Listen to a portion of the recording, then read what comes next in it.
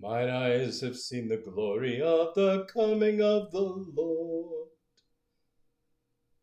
Those famous words from the Battle Hymn of the Republic were actually written by a distant relative of mine, Julia Ward Howe, in the midst of a great civil war that threatened to tear this nation apart, to end democracy as we had come to know it. These were very scary times, and her words were meant to bring hope and comfort and courage in the midst of this desperate and sometimes desolate situation. They've often been called apocalyptic in her vision. And perhaps that's true, for that is what apocalyptic literature is all about: hope and comfort and courage in the midst of very trying times. Despite the efforts of many religious traditions to use it as a timetable to predict the end of time, or to scare the unfaithful into faithfulness and the faithful into not backsliding. It is by and large a word of hope and comfort and courage. And that's why I believe that some of the most powerful commentaries on the apocalyptic literature in the Bible, particularly the book of Revelation, are actually musical commentaries. The slave songs of the Deep South, the spirituals, the words of Handel in his Messiah, the music of our liturgies. But for me, particularly as we meander to the end of Revelation, in that 21st chapter, it always takes me back to the same place, to Emmanuel Lutheran in Bradford, Pennsylvania. It is Easter Sunday morning, and the junior choir is singing. We are singing the same song we sing every Easter, the Holy City. And Mrs. Brannigan has got us prepared with gestures almost infinitesimal. She begins us in quietness. Last night I lay sleeping.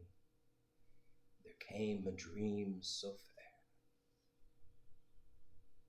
And then, as we build, almost out of nowhere, she begins to flap those daggered sleeves on her robe, and you swear that she is about ready to take off into some beatific vision as we break forth, Jerusalem, Jerusalem, lift up your voice and sing. Ba, ba, ba, ba, ba, ba, ba, ba, ba. You get the point.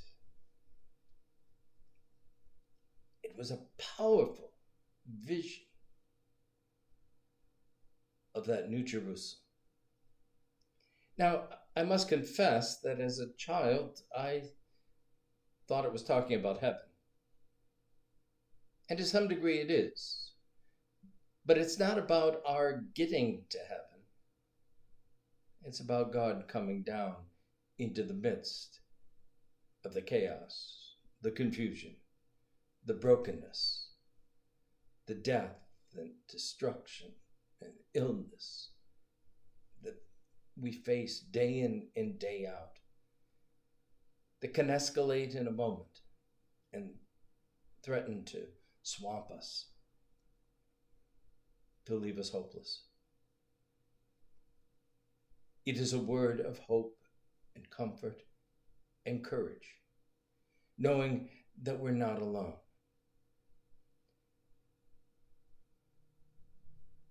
We encounter that New Jerusalem in the midst of our worship, as we gather together in that mystical body called the communion of saints, those who gather week after week in our pews and those who gather around the table with us in that heavenly realm. A glimpse of what is yet to come. We gather around the waters of the font, life-giving waters. We join together in the feast of the Lamb as we partake of a piece of bread and a sip of wine. A glimpse of that Jerusalem coming down out of heaven into our midst, that we might have hope and comfort and courage in our journey. It is the light that lightens those darkened streets, that shines in our lives in those often overlooked acts of kindness that we experience. They may not seem like much at the time, but they're precisely what we need. That love, that peace that passes all understanding, that New Jerusalem breaking in to our midst, bringing hope and comfort and courage. And it is that vision of New Jerusalem that compels us, that sends us out into the world filled with courage,